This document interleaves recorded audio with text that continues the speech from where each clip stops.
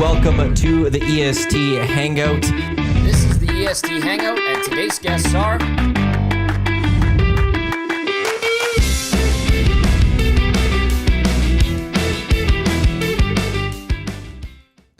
A very good Monday morning to you. Welcome to the EST Hangout presented by Sentinel Storage. Live right here at Edmonton Sports Talk, your clear choice for Edmonton sports. Thank you everyone for listening on the audio streams on EdmontonSportsTalk.com. Tune in, iHeartRadio, Apple Music for those watching on YouTube or listening to us on podcast, wherever you get your podcasts. We appreciate you as well. Matt Iwanyk with you here on this fine Monday. Murray McCourt in once again, and we got Derek Van Diest from NHL.com. Gents, thank you very much for coming in. We really appreciate it. No problem. All good. All good. It was a busy weekend. It was a busy weekend. There's starting on the Friday. Yeah. It's been a little bit of a busy of time. So lots to get to. Yeah. We'll get both your thoughts, obviously, on everything that happened on Friday. Then we got two Oiler games to talk about. You both are Dallas Cowboys fans. Yeah. Kansas City Chiefs are finished.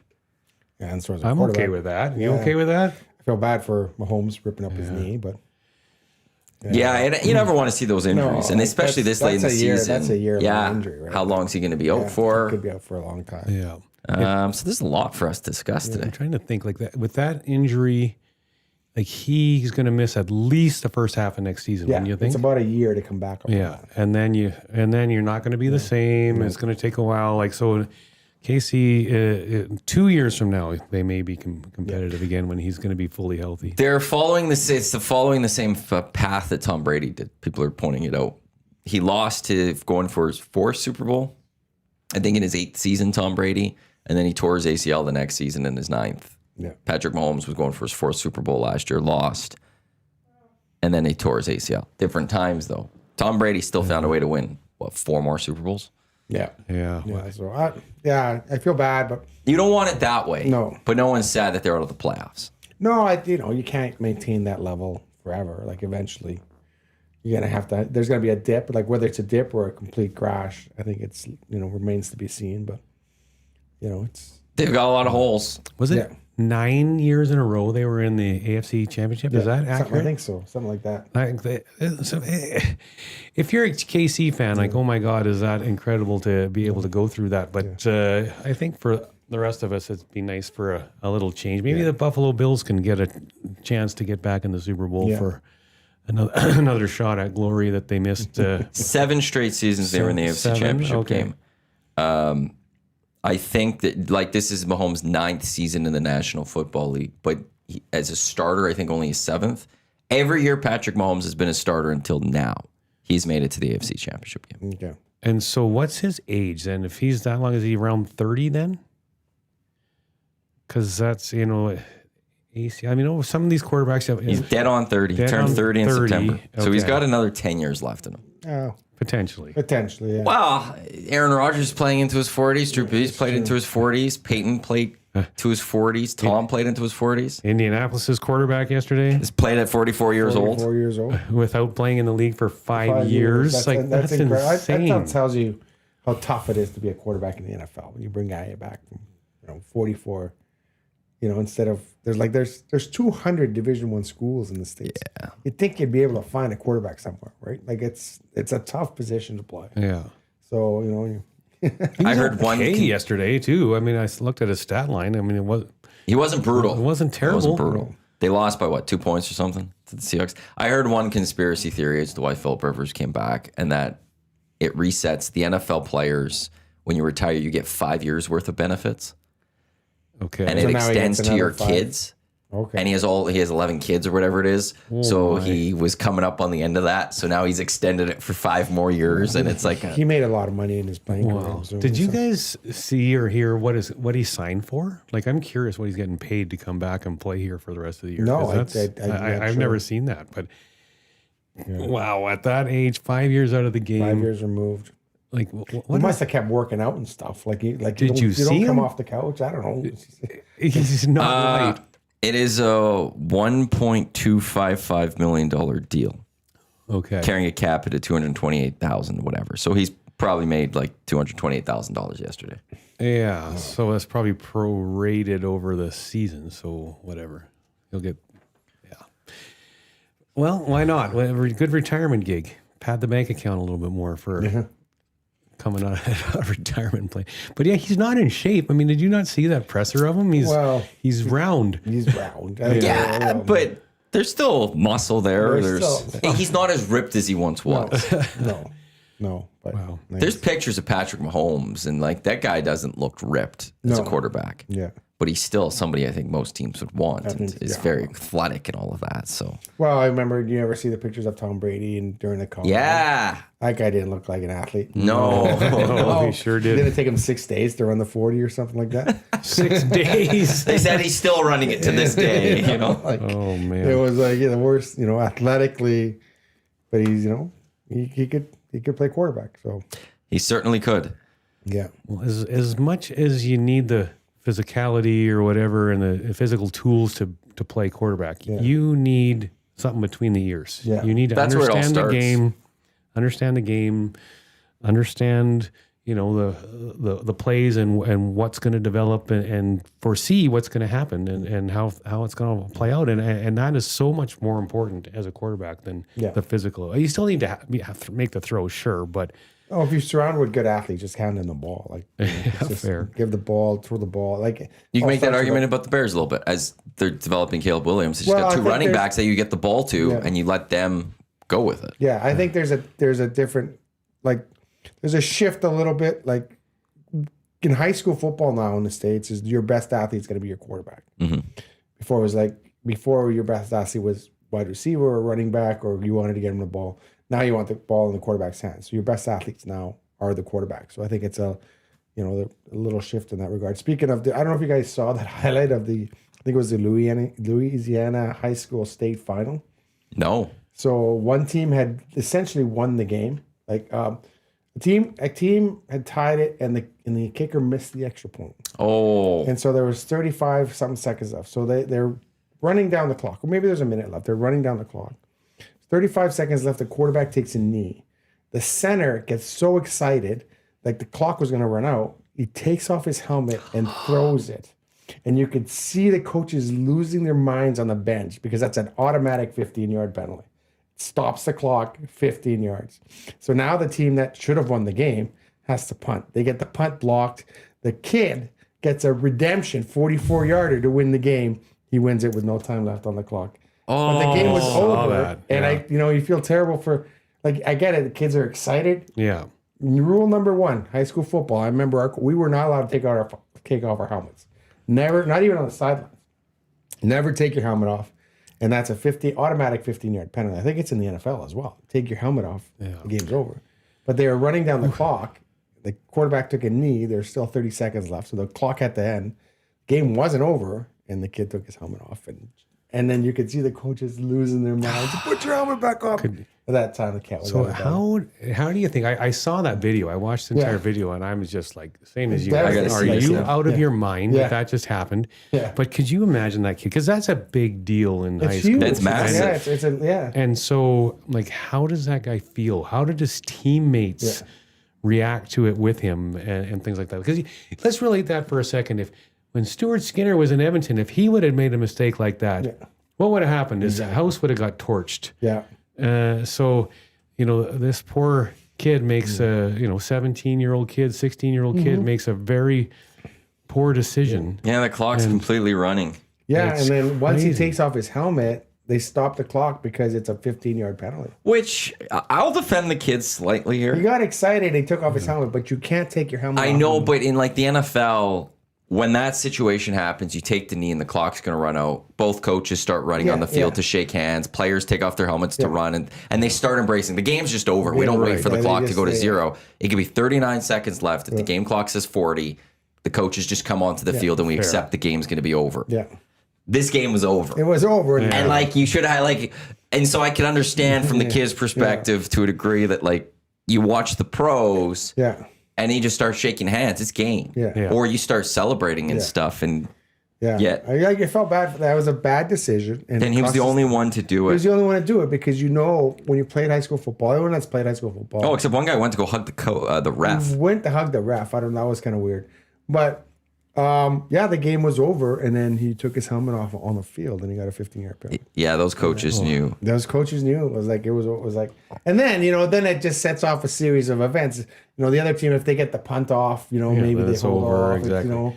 But they get the punt. It was 4th and 40. 4th and 40. Well, a 15-yard penalty, but when you're also taking knees, They're taking knees. You're losing yards. Yeah. That's a good kick. 44-yarder. Yeah, that's an incredible kick. The kid missed the extra point to tie it, so that's kind of redemption for him. Yeah. He got a chance to come back and kick it. It's a crazy story. Yeah, it was an insane. I know, the state finals were all this weekend, but They almost had a nice return, chance to win it though. Yeah. They did it at the home of the Saints, so they got to do it in the Superdome. Yeah. So those state finals they usually played Texas State played the Cowboys. That Stadium. kid is going to be just torched at school today. Yeah, and then the flip side to that is the kicker. If that game ends as it should have, that kicker's getting torched today. For missing the extra point. So it's heartbreak, and it's a lesson learned. It's a lesson learned not just for that kid, but for all high school kids that see that and go, oh man, you can't let your emotions get the best of you. And it happens a lot. It happens all the time. But yeah, he got excited, took his helmet off. Don't do it. Don't take your helmet off. Kids, you're playing high school football, don't take your helmet off ever. Oh, So that was a rule with our team. Our coach never let us take our helmet off. So another U.S. high school football story. Did you guys know that one of the Chicago Blackhawks first-round picks last year, his name is Mason West, plays from Minnesota. Their state final in football was last week. And so Mason West, even though he got drafted in the first round, he said to the Blackhawks and had announced to everyone before the draft, I'm not going to play hockey at the start of this season. I won a state championship with my high school hockey team. I want to win a state championship with my football team. I'm the quarterback, and I want to do it. And he was being talked to by many colleges to take a scholarship to be a quarterback in college. And he said, all those teams, no, I'm going to be a hockey player. But I'm starting my hockey this year after I play. And they won the state championship. He was the quarterback for the state championship. And now he's playing in the USHL. He didn't have a great first game. His second game, he has 2 goals and an assist. He goes from winning the state championship. That's awesome. He's a big boy. He's 6'4", maybe 240. And so he's a big boy, but he's got some... how about athleticism? If you can be quarterback in Minnesota, a big football state, and you quarterback your high school team to the state championship, and then the next weekend you go score 2 goals and an assist in a USHL. Just ready to get going. Yeah, that's impressive. It is, yeah. That's impressive. So, yeah. Yeah, we need to keep those dual sports, multi-sport athletes going. Well, that's the thing. The specialization of sports is the specialization is killing. I played multi-sports. I was but that's how my seasons went. Went football, basketball, soccer season type thing, and then, so yeah, you want to get your kids involved in as many sports. And even I see it now. My nephew's 10 years old, and now you got the kids that all they do is play hockey. My nephew's he plays basketball as well, and trying to get him to play baseball next summer, and got him the golf clubs because I think that's a game that I wish I started at a younger age. Me too. I wish I started when I was a kid. And then I see these teenage kids now, they carry their bags and they're just so good. I'm like, oh man, I wish I was 17 and could hit the ball like that. I think my high school had a golf program eventually. They just started it. Yeah. I wish I got in on that. Yeah.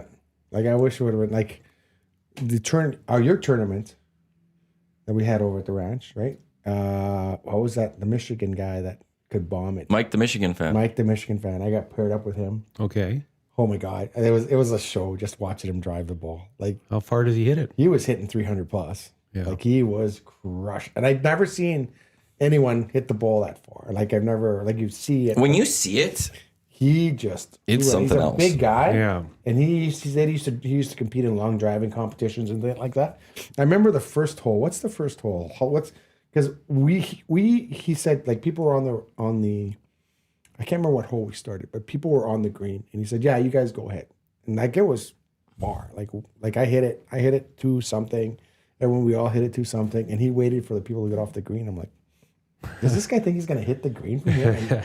He drove the green like it was 300 and some yards. So it was like, Typically, the guys that can hit that far, though, they don't hit the green because its dispersal rate is pretty wide. yeah, but he had it right down the fairway most of Well, the time. and those are the guys you want in a tournament. Oh, because they it get was a tee up. Such a pleasure. Yeah. They're not teeing at that spot generally. Like, They're standing further back. Had he had better partners, like we were kind of dragging him down, they probably would have won the tournament. Yeah, like he just crushed it. And then also played the Oilers tournament. Where did we play that one? The Mayfield, I think. The Oilers Mayfair. Sorry, the Mayfair. I think the Oilers tournament. Where it was? I was with. Wasn't that Glendale this year? Oh, maybe it was the Glendale. Yeah, I think so. I know it's been Glendale a few years. Yeah, sorry, it was the Glendale. My apologies. I was partnered with the Oilers video guys, and one of them, Noel Siegel. He could.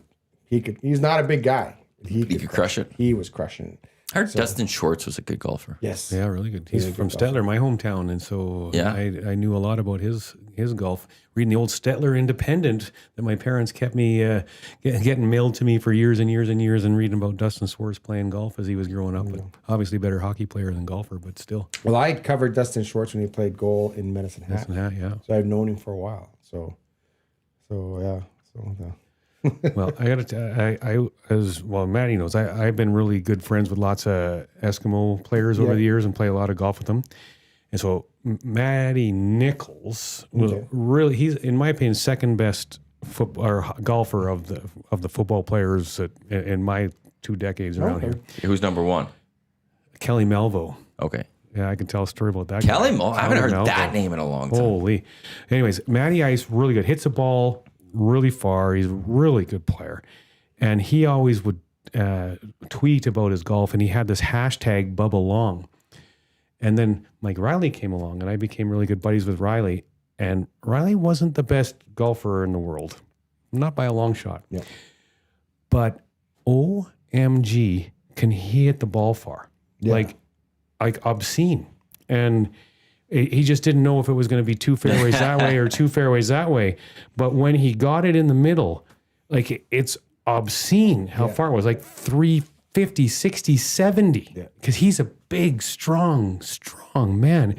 And so one time I was playing golf with him, and it was number 7 at the ranch, and he was 80 yards out off the tee on the par 5. 80. Oh, gee. And so I took a picture of where he was and tweeted it, tagged Matty Ice into the tweet, and then did hashtag Bubba Longer. And boy, did you know the ego of football guys, right? That did not sit very well with Matty Ice that Riley could hit the ball further than him. No, it's funny. But in terms of ability, I mean, Nichols can play. Yeah. He'd keep it straight more often. The rest of his always. game was more dialed in. He's like a 3-4 handicap. Jeez. Yeah. That's awesome. I remember when, like I said, I used to get out not very often, and when Rod Phillips had retired, and he had a home down in Arizona, and the Oilers were playing the Coyotes, and Rod invited us. It was an off day, invited myself and Jim Matheson over for dinner. Let's go play a round of golf. Let's have some dinner. Hang out at my house, and his house is on a golf course. Like it's lined with houses, and they got these like red tile ceiling, like roofs, you see. So this is when I couldn't keep the ball straight to save my life. Like it would start out straight and then this way. Like I couldn't get the slice out of it, and I was hitting it far, but I was bonking all these tile roofs, and then finally Rod turns to me and goes, "Maybe you should put that driver away." Yeah, okay, maybe I will.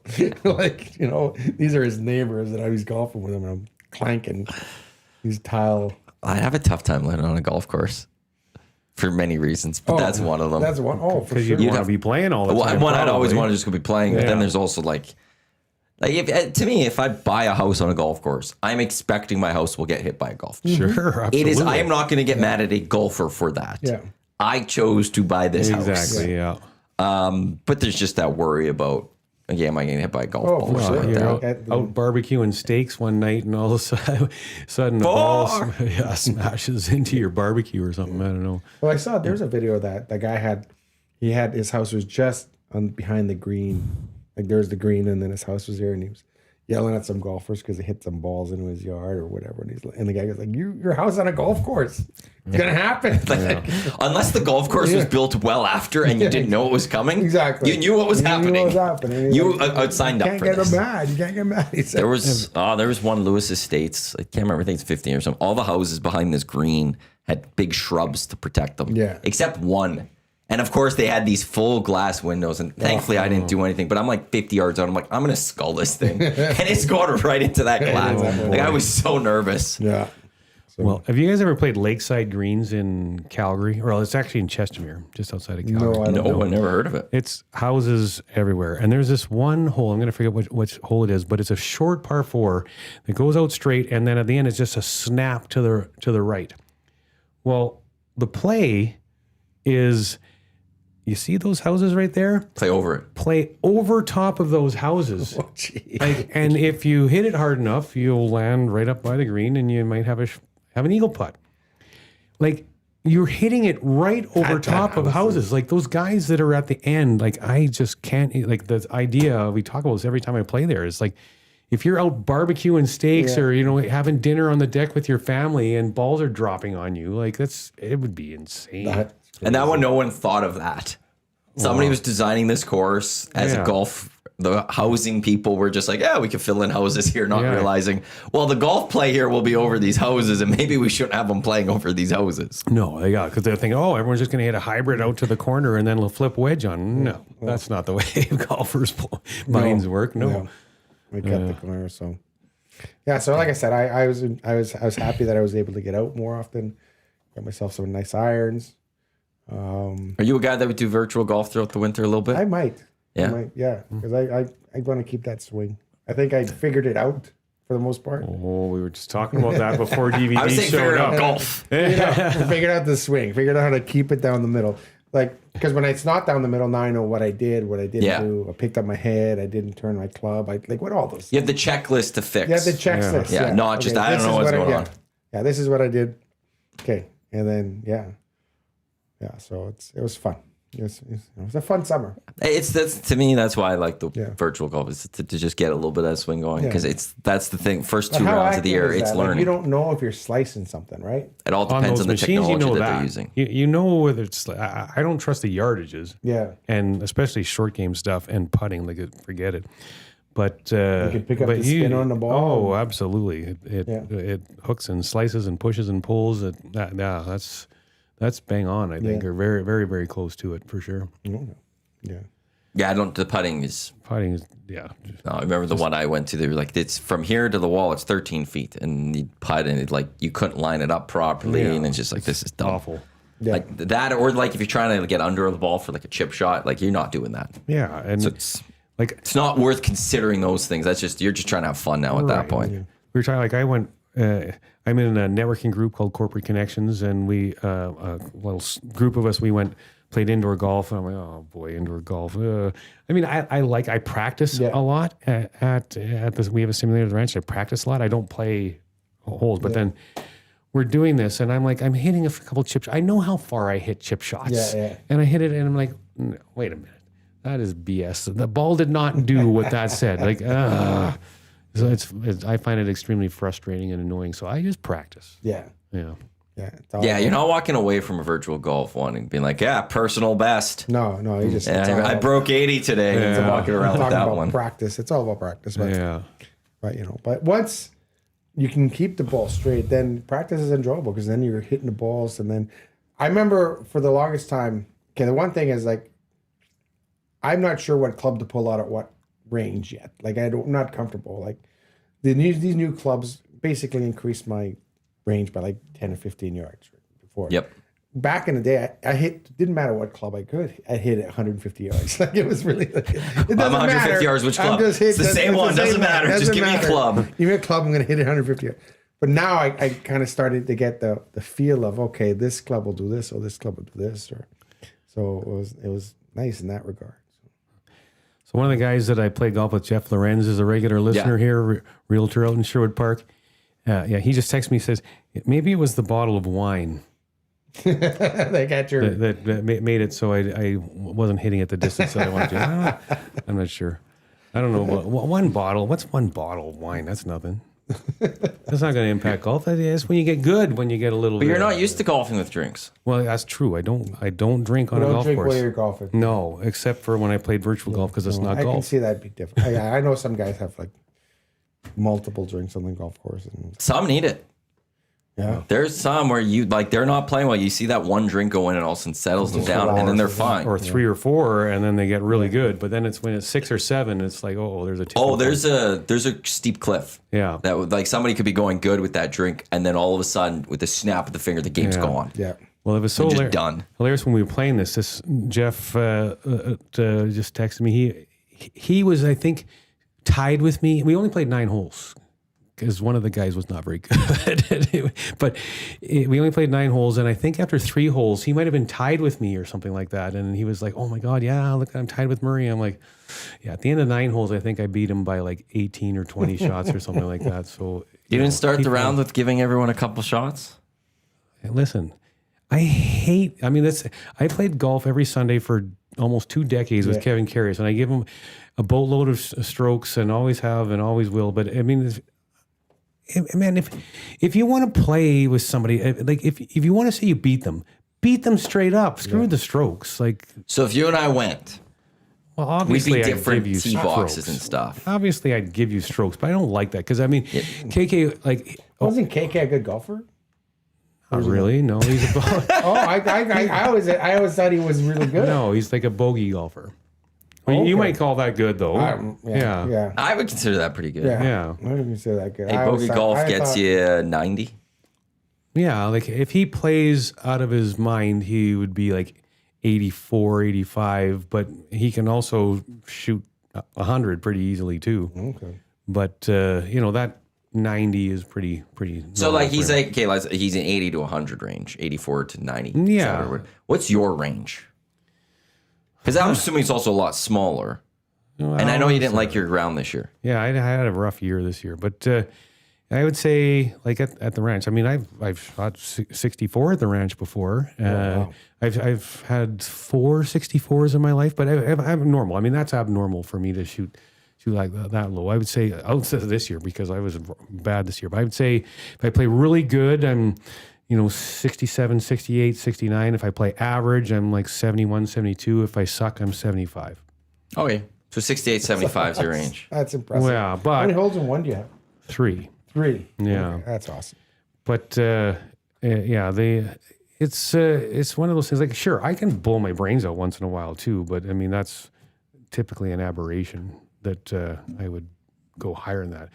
Sometimes I just get so pissed off that I just don't want to play anymore because I'm like That's when I not my stop day. keeping score.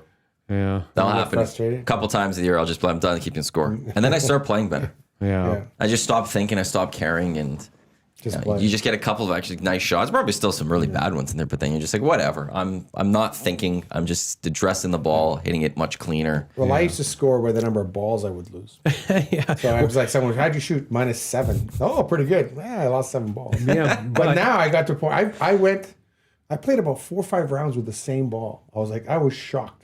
I was like, I had not lost a ball. And I remember, there was one. I can't remember where we were, but I was like, I almost jinxed it, but I was like, I've used this ball the whole round. Like I have not lost it, not even close to losing it. So DVD, you can't say -7 if you lose 7 balls because if you found 5, you're only -2. That's true. But I'm not one of those ball hawks that goes in and looks for it for like 20 minutes and they come out with 5 different balls. I'm like, I go in like I'm trying to play. I go in, I'm looking. It might have been around here somewhere. Let's look. Okay, we're got it. Thank you. But I've played with guys that spend 10 minutes in the woods there and they come out with 6 different balls. I'm like, you're holding everything up. I know. Let's That's go. annoying. Let's go. Like, I used to do that as a little kid. yeah. As an adult, I do it the college try. I know where my ball kind of is. Yeah. I'll take a quick look. Okay, good scan. I don't look. see it. Kate, I'm just dropping. Yeah. Because even if I find it, You're not I'm gonna hit at screwed it here anyway. anyways. But yeah. If I find a ball, I am a little bit of a snob. Yeah. There's certain balls I pick up. Oh, no, throw it back. I don't need it. I did play around with this one guy who was an unbelievable ball hawk because he would just like, there's your ball, there's your ball, there's your ball, there's your ball. I would have lost 4 balls without this guy. But he 4 or found 5 them. balls. He would come in and go, oh, it's right there. It's right there. It's right there. Like, it was unbelievable how good he was at finding the ball. Oh, yeah, your ball went over here about this.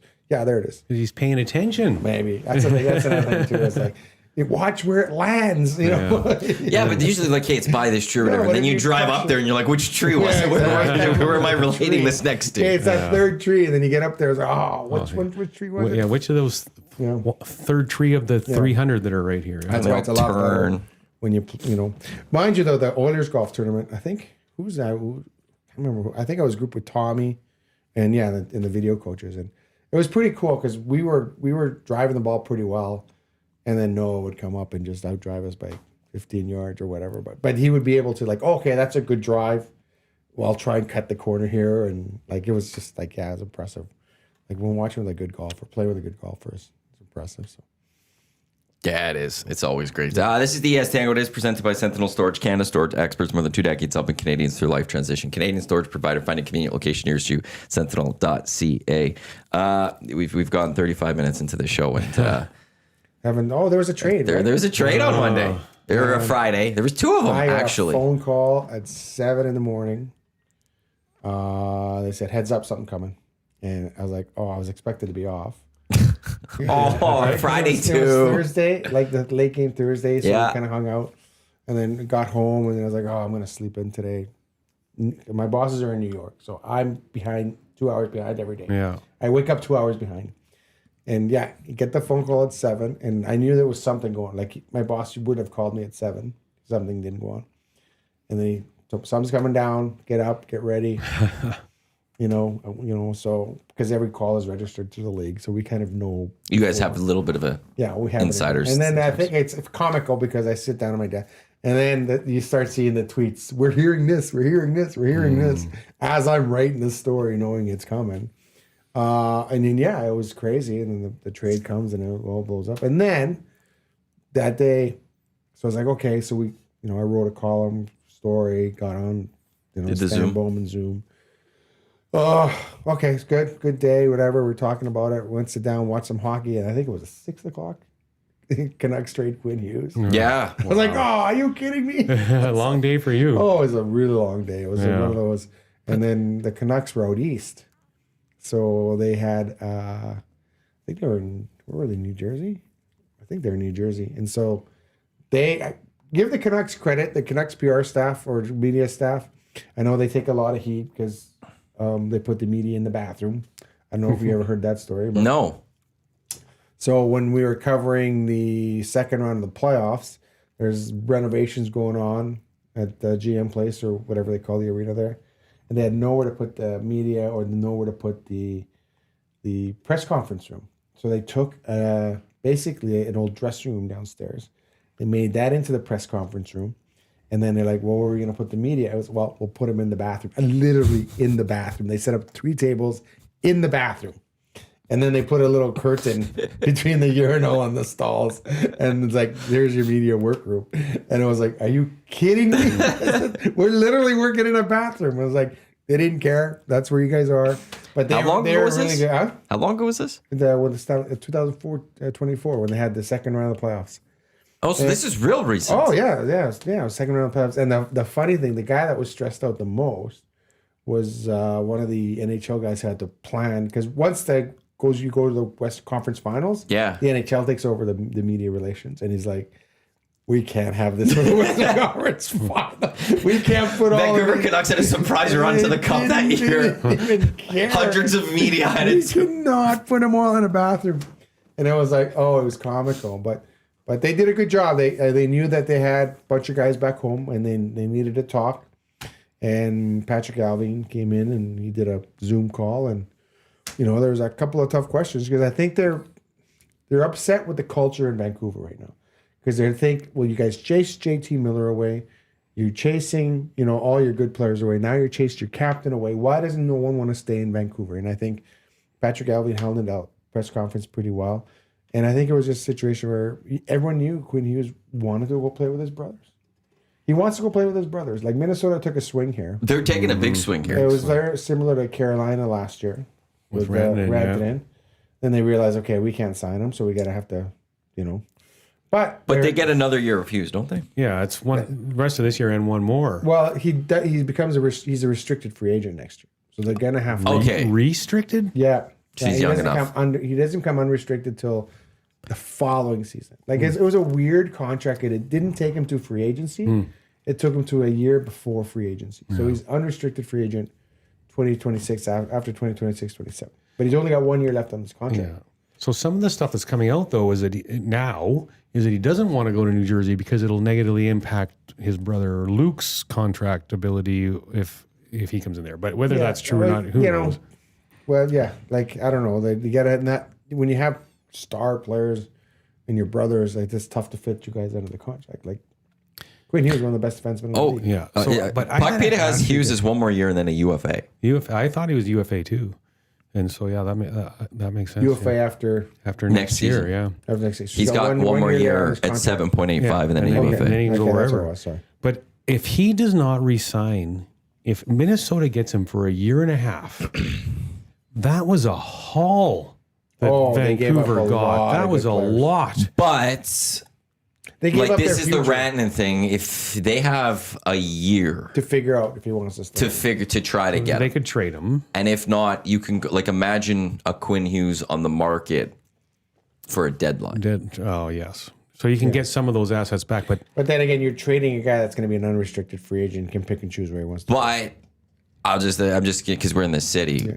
What if the Oilers are going next year? We don't care about the year after. We've got a cup. Let's add Quinn Hughes for a year or for 3 months plus playoffs. the Oilers have already traded all their assets. They don't, Sure, they, so they don't have anything to give. But So. those type of teams, then is there It's been a long time since we saw in the National Hockey League a good, true rental player go at the deadline. Yeah, it's been a while. But Could Quinn Hughes be that guy then potentially next year if the Wild can't get something done? Yeah. Well, but Wild are competing. I mean, if they win a cup this year or next year, okay, then that's fine. They got what they wanted, whether he stays or not. Yeah. But it was a bold move, and it was Minnesota was always that vanilla team that's always like, oh, they try so hard and lose the first round playoffs. Try so hard, they never get anywhere. So maybe this is Bill Guerin looks at this going, "Is our shot to kind of move the needle here a little bit?" And so obviously.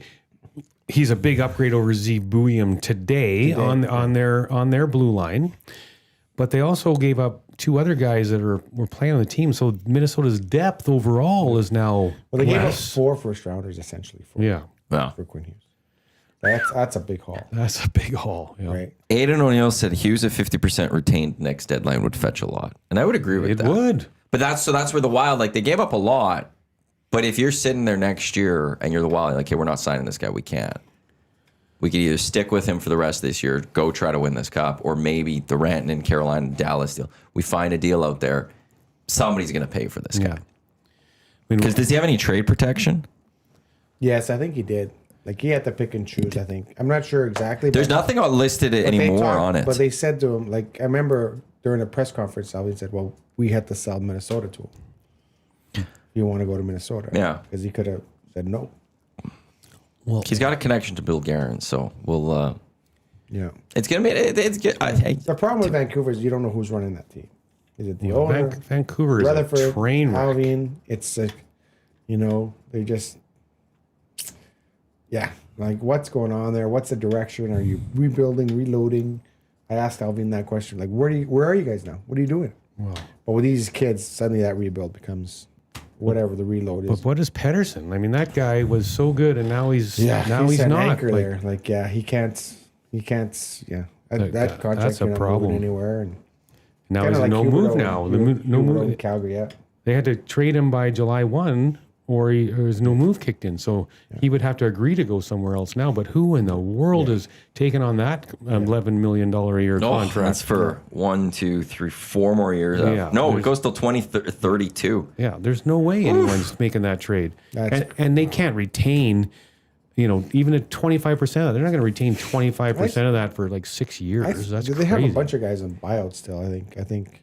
They've got OEL on a buyout, and then they have another guy, a cap charge, Brisebois, and then they've got Mikheyev. He's retained. Yeah, he plays on the Blackhawks now. That's and then OEL buyout was big. It's 4.77. Yeah. And then it drops to 2.13 in 27-28, and it goes until the 29-30 season. Yeah. So like they've gets after this year 1, 2, 3, 4 years of that cap hit still impacting them. It's a long time. Imagine being an owner paying a guy $5 million not to play for your team. Yeah, not fun. I'd be like, what are you guys doing? Like, The buyout is the one that I just hate the most. Yeah. I think teams, I would rather suffer with a player's contract if I have to, or find a way to get rid of him at 50%, than no, I have to pay a guy and it's going to be on my books when his contract ends. yeah. We still have him type thing. Like when's Campbell done? Is it this year? Campbell's he's over. wild. Campbell's 6 years, right? Because I think he had 3 years left on his contract. Yeah, so he's same 29, 30. Yeah, so Campbell was. So it's 2.3 this year, 2.6 next year, then it drops down to 1.5 for the last 3 years. When are you going to start talking about buying out Frederick and putting that on the books for 14 years? Because it's not even worth, actually. I think I saw it. Like, it's not going to happen. Annually? I know it's not going to happen. Like 3.5 or something like that. Calculator. But it's an 8 year. So, by the way, Puckpedia, their most popular buyouts, it starts with Darnell Nurse, it goes to Trent Frederick, then it goes Elias Pettersson, Jonathan Huberdeau, Brendan Gallagher.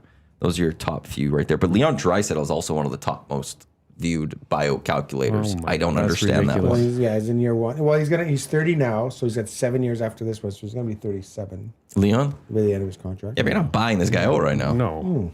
So the Trent Frederick, the Nurse buyout isn't like, there's not a point. No.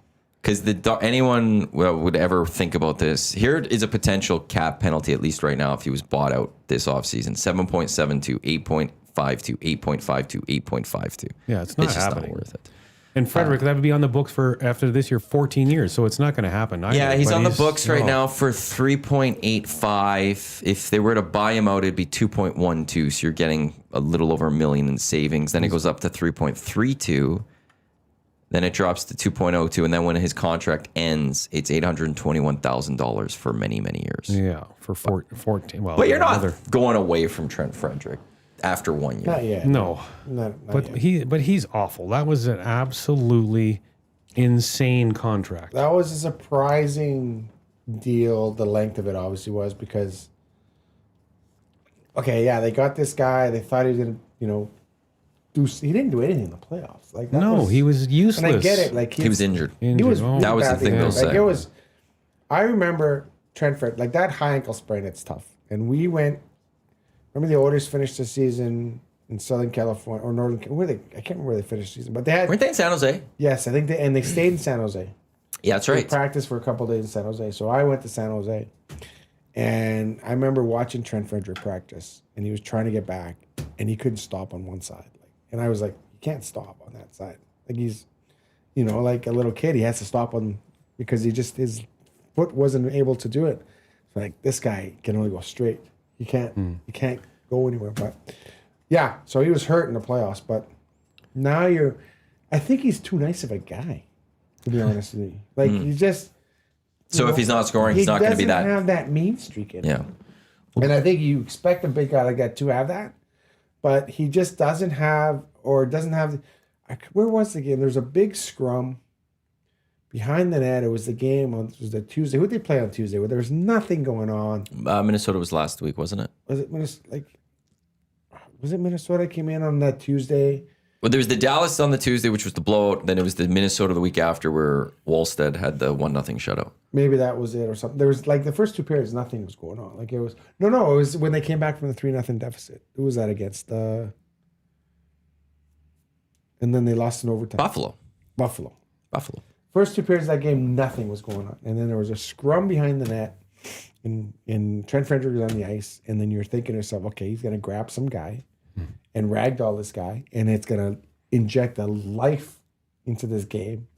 But no, he just kind of, like he doesn't have, like he's got the tools, but I just don't think he's got that mean streak. You want that little Corey Perry in him. You want a little prick in a guy like that, like, right? You do. You like that's the whole point.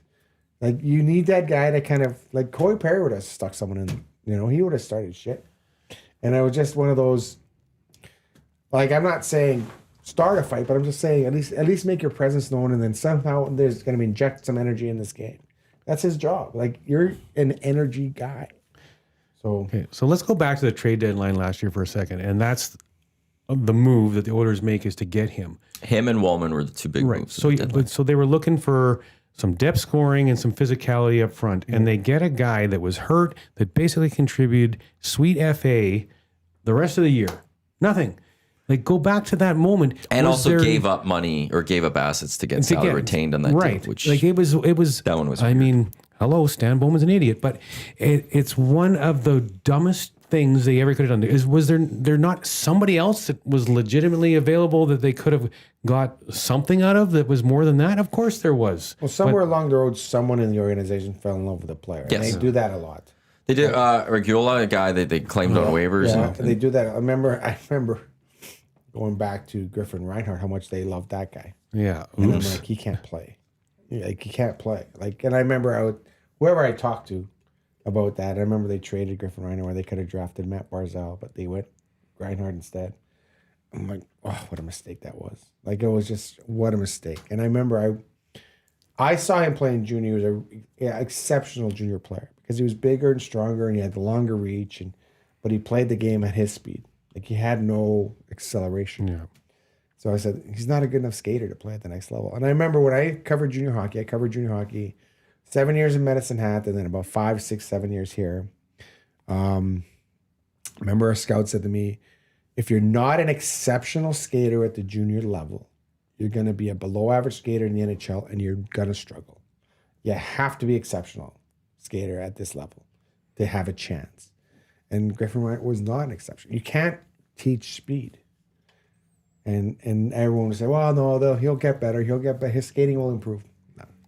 No one's skating. No. Rarely improves. How about Connor Bedard? Bedard. His skating improved. You know what improved? And I talked to Connor Bedard at the Olympic orientation this year. And Connor Bedard said, I haven't had a summer off, like extended time off in the summer since I was 13 years old. Something like that. He says, I took 2 weeks and I did nothing. Like, I was like totally going to say, and that's why he turned down the world championship. Yeah. He's He like, just wanted a break. Mentally, I need a break because I've been going hard. And then a lot of people leaned on him because they said, how can you turn this down? You're going to get to play with McKinnon. You're going to get to play with Crosby. And he said, mentally, I just was not there. And I just needed the break. And he says, the best thing that happened to me. And then now look at him now. Like, he's just... Because, there's always something going on in the summer for those. Then he dived into improving his skating, just like Donato did the year before. Donato was an average hockey player, and then last year he scores 30 goals because he improved his skating. Bedard's skating has gone from... he was a great player the last 2 years just not as great as maybe people expected him to be. But now this year he improved his skating significantly. His speed bursts are elite. He's top 10% skater in the league now, where last year he was probably closer to maybe slightly above average. And now he's, 1.5 a game almost. Yeah. Yeah. And I'm just waiting because the Blackhawks are on the ice for practice right now. Blashill is giving the update on Connor after practice and what's going to happen. So I'm on the edge of my seats here right now. Well, I think some of the Hockey Canada people are also paying attention. This might cost him the Olympics just outright. Well, it was an awkward play. It seemed like a nothing play at the end of the game. And then he just kind of fell awkwardly on his arm. Yeah. So I think it's his arm or his wrist or something. I don't know exactly. Yeah, the TSN article I read, because it was placed on IR, no further updates. Murray's just trying to figure out how long he's going to be out for. Yeah. But on the article, it said he was holding his shoulder as he came up. So he came up, shoulder, or So, but yeah, that's obviously a huge loss, and so it's funny we got here because we're talking about the Quinn Hughes trade.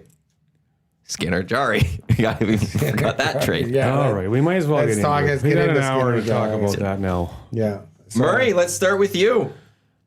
Yeah. Well, what do you make of that move? Well, DVD, just so you know, I've been really good friends with Stuart for a few years. So I've lost my marbles about the way on this show for a few times about the way he's been treated in the city and what on the expectations that were on him when he was supposed to be Jack's backup and all that, and how he far exceeded expectations of what people should have had on him. So whatever. Okay, to me, this trade absolutely had to happen because Stewart needed to get the F out of here because it was a toxic environment for him and his family. So I am so happy that it's happened for that reason. I think the Oilers needed it as well, just to get something different in the crease, just a different look to, try to move forward. So my analysis of the trade is Jarry, less than a year ago, was put on waivers, and the Oilers could have had him for nothing, as any other team in the league could have, and nobody took him. Nobody did. And now, a year later, people are touting this as an upgrade over Stuart Skinner. I'm sorry, it's not. It's relatively flat in terms of that. And sure, Jarry's had a little bit better year this year, statistically wise, than Stuart Skinner has. So he's improving his game a little bit. But overall, that's a relatively equal trade. Now you throw in Kulak, where now you have the right side of the decor has frickin' Regula and Emberson and Bouchard. The Oilers are a worse team now than they were before. That right side is frickin' atrocious. Regula sucks. Emberson sucks. I mean, they're not guys that you can.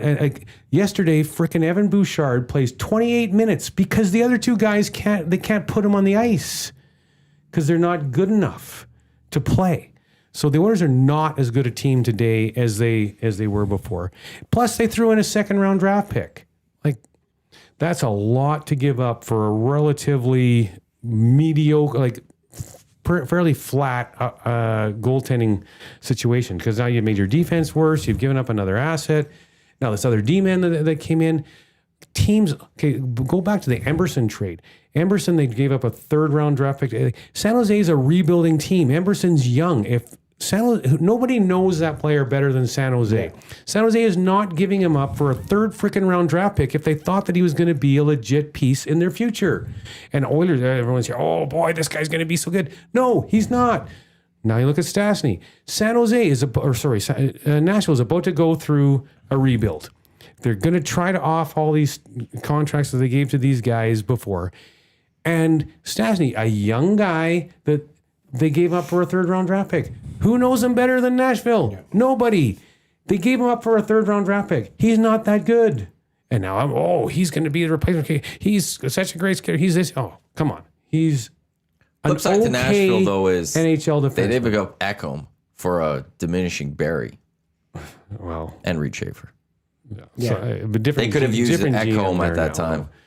So, anyways, the trade needed to happen. I'm glad it happened for so many reasons. But if you think that this trade is going to put the Edmonton Oilers over the hump and win them a Stanley Cup, wake up, because it's not.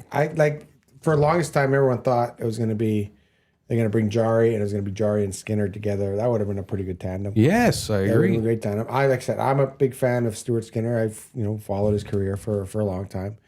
The thing, I agree with you.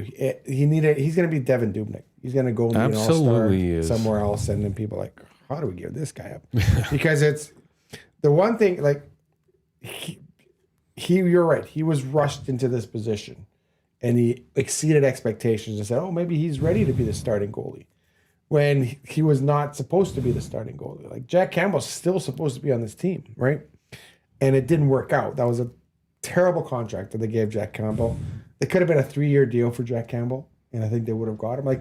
I never understand why teams give a player a longer deal than anyone else would. No one was offering him more than 3. So give him 3 and just increase the number. But you look at the mistakes that the Oilers have made in goaltending. They've had so many options to they could have got Markstrom, but they didn't want to give him the extra year. So we went to Calgary instead. Where would the Oilers be if they had Markstrom in goal? May have been in a different situation. Maybe that could have been your one guy and Stewart number 2, and then kind of built from that. The thing I'll say about Stuart Skinner, he is going to get paid next season, because you look at his resume. It's big. It's good. It's a good resume. And you look at the guy down south, what they gave him after 1 year, $7.5 million. Yeah. You're telling me Stuart Skinner, who's backstopped the Oilers to 2 Stanley Cup finals, he has 50 playoff games. He outplayed Ottinger twice in the playoffs, right? He's not going to get that Calder kind of Cup finalist, yeah. All-Star, yeah. 2 Stanley Cup finals. Yeah. So he's gonna get paid. But the thing is, I think obviously goaltending hides a lot of deficiencies in your game, and it's easy to blame the goalie when there's so many other deficiencies in the game, right? Like the Oilers still are atrocious with the giveaways. Like McDavid's last night, that was atrocious. Backhander up the middle of your own zone. What are you doing? A no look backhander up the middle. Yeah, like, but Bouchard hands the puck to a guy in front, like at the side of the net. Like how many giveaways? This team is always kind of shooting itself. And then they needed a goaltender that bailed them out constantly bailed them out. Last night, how many breakaways did Pickard have to save? Like 4. Just they were so careless with the puck last night. So I think the situation with Stuart Skinner, he was making the saves that he's expected to make, but he wasn't making enough of the saves that you don't expect him to make. You needed him. You needed him to make that save in Game 7 when the game was 1-1. The Oilers were all over Florida because the ice was tilted. And if you go back and look at that goal that he gave up to Reinhart, the Oilers were all over the Panthers. That goal was coming. They came back the other way, and he gave up a kind of a soft goal through it. Now you can't get that goal back. And there's a few goals like that where you're like, they need them to make that save. The breakaway on Brad Marchand in the game 2. Yeah. It was a bad play by Echo, missed the net. The puck rimmed all the way around, and Marchand has a breakaway. You need him to make that save, and hopefully, maybe you get out of that game, you win that game in double overtime, and you're up 2-0 in the series, right? Bobrovsky was making those saves this year and the year before, and I think that was kind of the difference. Stuart Skinner is a very good goalie. He's not an elite goalie, but he's on his way to being there, I think, because I think he's got all the tools, but he's just got to figure stuff out. But he's got to get that one bad goal out of his game, because there's always, you can almost see, okay, well, I remember it was Dallas last year. The Oilers were up 3-1, and I said, well, just wait. I was talking to, I think it was Mark Lazarus, the Athletic, he was beside me. He goes, the Oilers are in total control. I was like, well, we haven't seen Bouchard's giveaway yet. We haven't seen Stuart's bad goal yet. And sure enough, Bouchard gives a puck away, they score, and then Stu lets in a goal that probably should have stopped. And I think that's where the difference is between the next level goalies and the next level. He's not a next level goalie. He could get there. He's still young, and I think he will get there. Just it's right now. They don't need him 3 years from now. They need him today, and I think that's where the Oilers kind of messed up a little. And I remember Ken Holland saying back when he was in Detroit, he would say, I'd rather spend my money on the defenseman than on a goalie. And it wasn't until you went out and got Dominic Hasek, and right? But I think he still has that same mentality. I can get Jack Campbell for $5 million.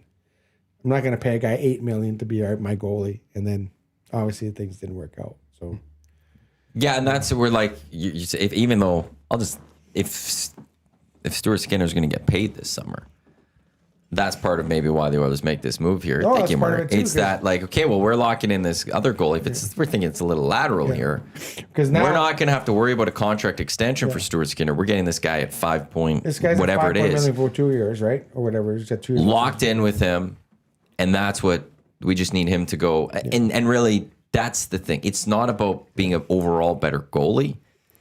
Can he just make that save when you kind of need that extra save? That's the thing. That big save when you need it. When the team has 3 guys on the boards in overtime, and somebody's left in front of the middle of the ice, can you just pull out a miraculous save that no one's really expecting you to make? But can you pull that one out that all of a sudden turns the tide? Can you bail your team out? Because Bobrovsky bailed his team out time and time again. And I think that goal, to be honest, that goal in Game 7 is going to haunt Stuart for a long, long time. Sure. He's going to look back at that going, mind you, the Oilers only scored 1 goal in that game, right? Like that was a game where Bouchard hit the post and McDavid had missed a wide open tip in front. Guys, they are all like they just could not bury the puck that game. And I think that one, if the Oilers don't go on to win the cup, that Game 7 is going to haunt a lot of those guys for a long time. Like ask the 2006 guys about Game 7. I think they were convinced they were going to win that game, and Zanny had that good chance. They had that opportunity, and so it's hard. Like last year, obviously, if they get out of Game 2, if they go going down 2-0 and go into Florida, they're in great shape. Yeah, right. Then they come back. Like now, the one thing I would say, and I know I took a little heat for this, but Calvin Pickard saved them in Game 4 in Florida last year. And they came back with Calvin in Game 5. I would have went with Stuart Skinner in Game 5. I agree with that too. Because I would have told the team, okay, thank you, Calvin. I appreciate the work you did. We're going to go stew in game 5. We're going to try and win this game. We're going to go with our best players. If it doesn't work out, you're playing game 6. Not the other way around, right?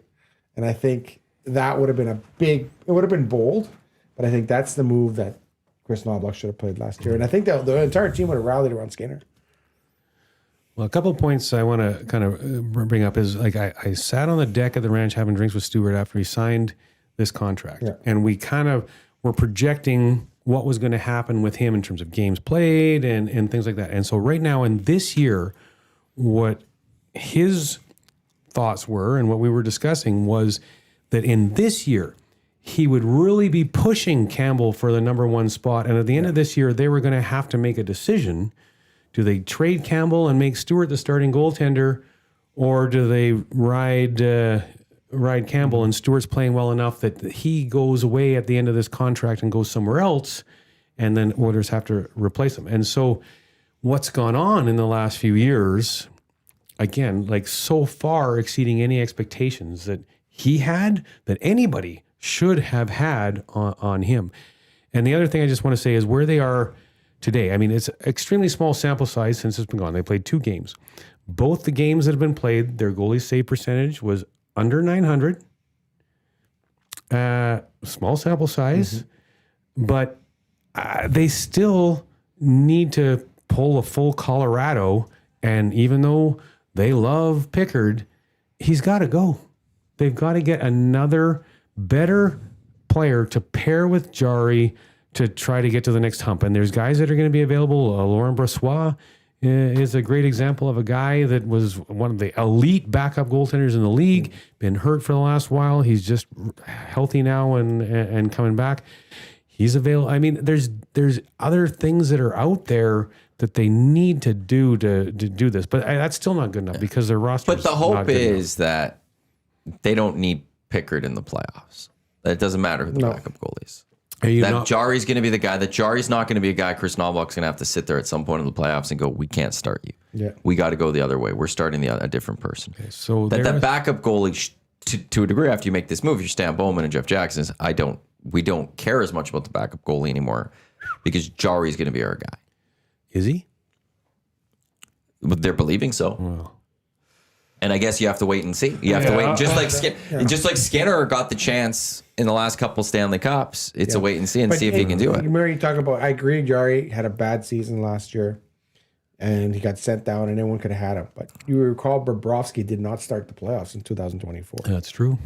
He was sitting on a bench, right? And they started. Correct. Yeah. And then. Well, Aiden Hill. And then for a while they said Bobrovsky's got the worst contract in the history of hockey. Because there was a while that he couldn't stop a beach ball. Aiden Hill was that backup in that playoff series when Laurent Brossoit was in for the Golden Knights. Yeah. And he got hurt in that. And got hurt. He took over. So, and then, so you look at that. Who was Spencer Knight? Did he start? I can't remember. Was he? I think it would have been Spencer Knight. He played a little bit. Yeah. So he kind of started those playoffs. Because the year prior was Bobrovsky and he wasn't doing well in the playoffs and he got pulled. Knight went in. And Knight went in. And then the next year they started with Knight, I think. They shocked. That was the year that they shocked the Bruins, didn't they? And the Bruins are the best team in hockey and they blew a 3-1 lead. And a 3-1 lead in Game 7. And Brad Marchand had the breakaway, put it away, and he couldn't do it. I do agree with that Skinner was maybe ahead of expectations at the start of that contract. Yeah. But expectations change as the seasons go on, and he became the starting goalie of this team. And I guess for some Oiler fans, at least out there, you would have liked to have seen him. You're not evaluating him based on what the contract would have been at the start of the contract. And you'd sit there and you'd go... You would have liked to have seen him just grab the reins a little bit more and take those leaps and not want to give, not have that net be taken away from him. And in back-to-back years, while he is a Stanley Cup finalist goalie, in both years, he was pulled in those runs. Well, and you would have liked to, at the very least, maybe last year, that it was his net the entire time because he didn't have those humps where he had to be like, okay, you got to go to Pickard for a couple games. No, I agree. And Pickard would have, Pickard was playing great in Vegas. Then he got hurt, right? That's right. He would have kind of probably kept going. So I think the Oilers haven't had a goalie that people have liked since Dwayne Rolison was here. Yeah. Right, and then they've always had this issue is like we need a goalie. But They're always What? turning into Philly There's almost. 6 Can't elite get the goal. goalies in the league. 7 elite goalies. Well, you got Bobrovsky. He would throw him up there. Vasilevsky, Shesterkin, Hellebuck, Ottinger. You're starting to run out. Yeah, but it's funny because of those guys. 1 cup, 2 cups, 2 cups. Both Florida guys have cups. Yeah. The other 3 don't have cups. Hellebuck's had a lot of his struggles in playoffs. Yes, Buck said. Well, He's had his struggle. Ottinger Absolutely. outplayed from Stuart Skinner back-to-back years. coach threw him under the bus and lost his job because he didn't back. Absolutely. Ottinger, Shesterkin yeah. hasn't done much. Yeah. Carey Price never won a Stanley Cup. Yeah. It's a weird, it's a balance of fine. More so hockey right now, though, is you don't need the star goalie. You don't need the elite goalie. Yeah. You need the guy who's hot at the right time. And the Oilers haven't been able to find that goalie who's just hot for that right agree. run. Darcy Kemper goes and helps the Avs win a Stanley Cup. No, yeah. So, and now who do you play? Who does Canada play? That's Binnington. You ever seen Binnington's game drop Don't matter. off a cliff? Once I saw that Four Nations final, it was as simple. It's Binnington's net. I don't need to see anything else. Oh my God. Because when it's with Canada and with that team and in a big moment, he stepped up. And now it's more who gets the second game. Because Canada plays back-to-back games to start, I think, if the players are there, by the way. Oh, they'll be there. Did you see the video, though? I did see the video. Of It's the arena. impressive how behind the Italians are. Yeah. So it's the Italians are, Ice reminds me of the hockey. Brazilians at the World Cup in 2000. We got to stadiums and they're still banging in nails. They were still. It's all There's good. a bank of seats that they were still putting. So in. Canada gets the Czechs on Feb 12, Switzerland on the 13th. So that will be a split. So right now, what? Is it Binnington, Logan Thompson, or is it Binnington Hill? I think Canada has some issues with Logan Thompson. So Okay. And then it's 15 France. yeah. It's going to go Binnington on the 12th. It's going to go Binnington on the 15th against France. And then you're a knockout. It's gonna be Binnington the rest of the way. It is going to be Binnington. So He did it in the Four Nations. He earned the opportunity at the time. and He sure. earns the right. Like, the only way it's not going to be Binnington for me, if I was John Cooper, okay, that first game they lose. If Canada loses in a whoever goalie, like, you're done. yeah. You can't have that. In the knockout, Canada finds a way to win, but the goalie was atrocious. Then you have to switch. But Beyond that, it's Binnington's net all the way through, and he's earned it. What's going on with Canada and developing goalies though? Like USA could probably put 5, 6, 7 goalies ahead of any of the think Canadian goalies. Part of it is cost right now. It is expensive.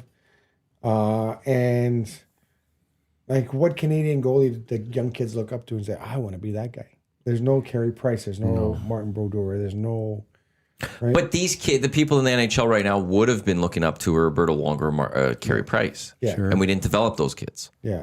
Well, yeah. I think cost is a big issue right now. It is everywhere though. Yeah. I mean, it is in the States. It is in Europe. So I don't know that that's the reason why Canada's goaltending is so far behind everybody else's right now. Yeah, no one wants to play goal for Canada anymore. Because it's so much pressure. It all starts at the World Juniors. We all care about who the goalies are at the World Juniors. And from a young age, we're all like, we don't care about the second line center of the World Juniors. We don't care about the deep pairings of the World Juniors as much as we care about who are the starting goalies. Yeah. Well, this year And the pressure starts right there for a young kid in Canada that wants to be a goalie, is that if you're the starting goalie for the World Juniors, we're focused on you as a nation. I don't care who Canada's goalie is in the World Juniors this year. They will outscore anything that they will let in because this is a freaking loaded team. Where are they anyways? Loaded. Like everyone's talking about USA is catching up to Canada. Yes, USA has had a phase of kids that have come up and they're really good. This year, Canada will mop the floor with USA. That'll be interesting. Yeah. The second best team, I think, is Sweden, but Canada is freaking loaded.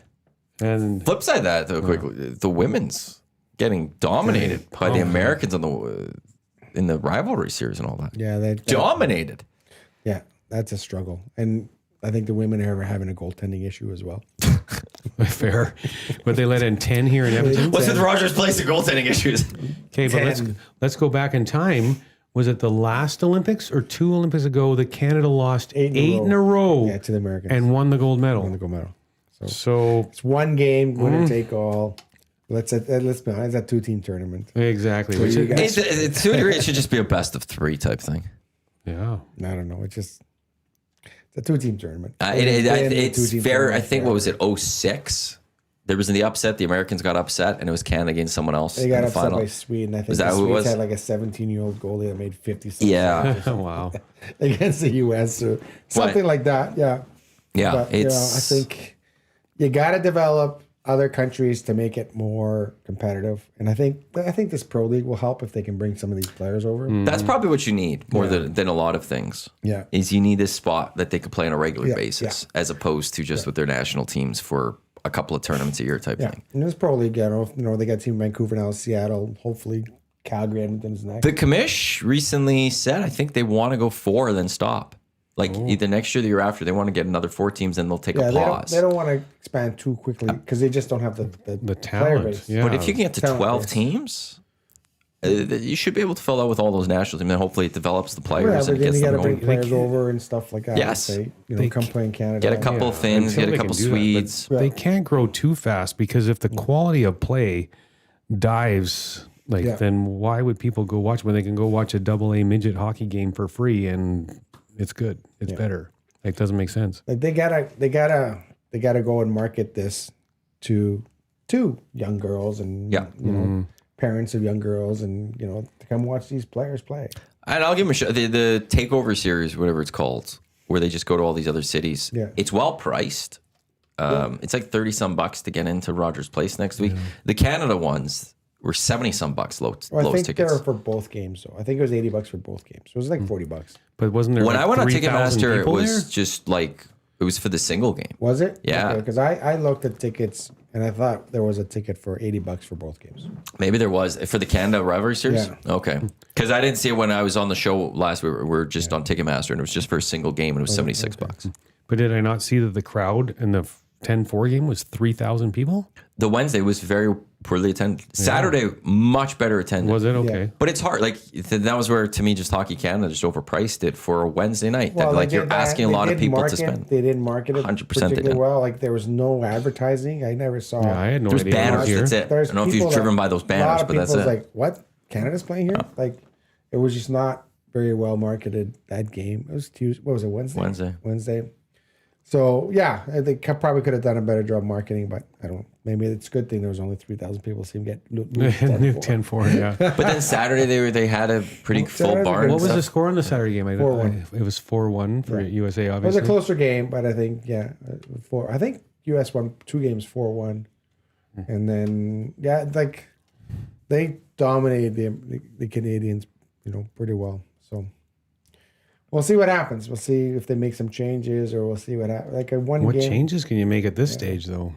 bring in some other players. I don't know. They got to find something. They Yeah. gotta- But interesting, if this trend though holds, and it's not that repeat of the losing all those games straight and winning, and Canada doesn't just lose a goal to the Americans, but it's a domination. funny That's going to thing be an is, interesting I think one the to Americans learned their respond. lesson that year, because when you're a better team, you don't want that team playing you all these times to try and close the gap, right? Like if you're the better team, no, we're only going to play you 4 times and that's it. Like I think that was the mistake they made, is like they let Canada have shot after shot after shot, and every game they got a little closer. Every game They just got a little more film, a little more work. Yeah, they closed the gap. They closed the gap. Then when they got to the Olympics, okay, they went over.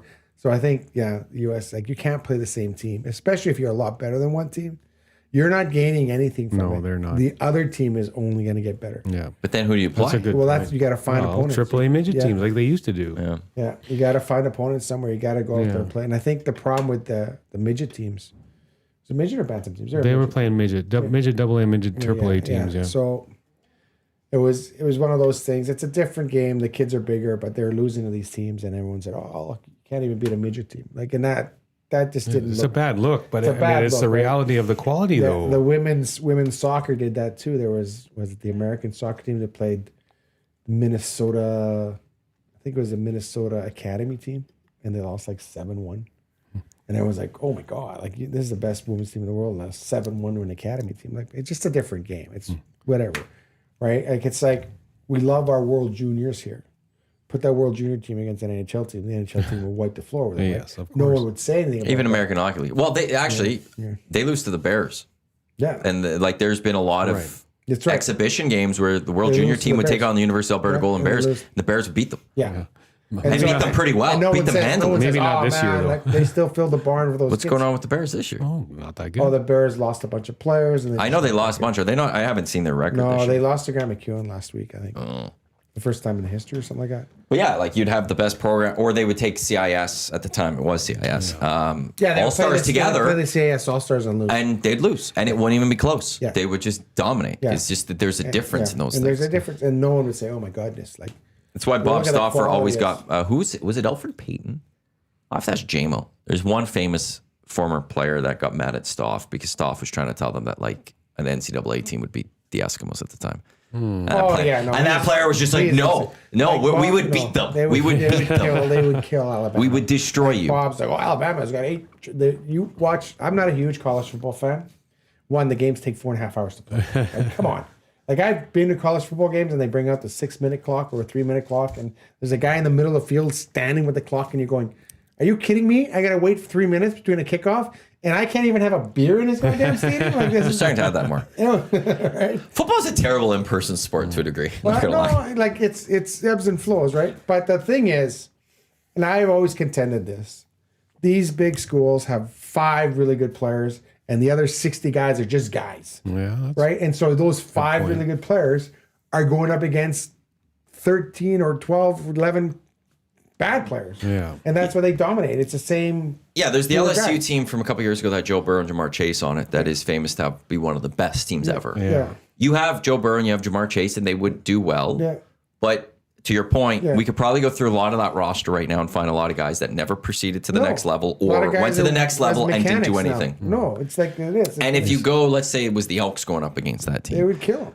They're all professional Yeah. players. They're fully developed men, Yeah. not It wouldn't men even be who are close. still developing. teenagers. Bob thinks Alabama would come up here. Not a chance. And there's just like those. Not a chance. Jamin would be like, there's that actually like that guy has a mortgage payment that he's worried about. But not only or that, the it's guy just has that- the wife at home and it's Like just I like said- they're big and you're just getting out that extra frustration Like you have- that you don't have as a kid. Yeah. If I was college, you have one really stud linebacker, one really good running back, one good wide receiver, decent offensive line, and then you're good to go. And then you have kids that are never going anywhere. And a lot of the players that play in this Canadian Football League, well, the Americans, they come from programs Yeah. down south. Yeah, they come exactly. from the NCAA. So they'll Yeah, tell some you, of them are from big schools, this team yeah. is not as good. Like guys from Alabama, they're like, not a chance. Yeah. Right? You ask Ed Hervey about that, USC, not a chance. Yeah. So it's a ridiculous argument to think that a college team could beat a professional team. There's the joke. I've seen the jokes even with people being like, well, they'll watch a bad NFL team. I don't know who's, but the Browns at one point when they're terrible. And some like them against Ohio State, what's the line?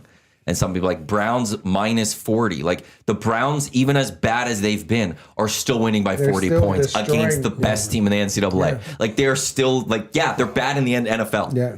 But put them up against the NCAA, they're rolling. They're They're Those good. are just 19, 20, 21-year-old Yeah, kids. they're kids. Yeah. They're not the same size. They're not the same strength. I mean, it No, would and be like a I said, massacre. I agree. those rosters are massive in college. There's 65-player rosters, and I bet you 50 can't play. I think it was Alfred Payton. That was the guy that got mad.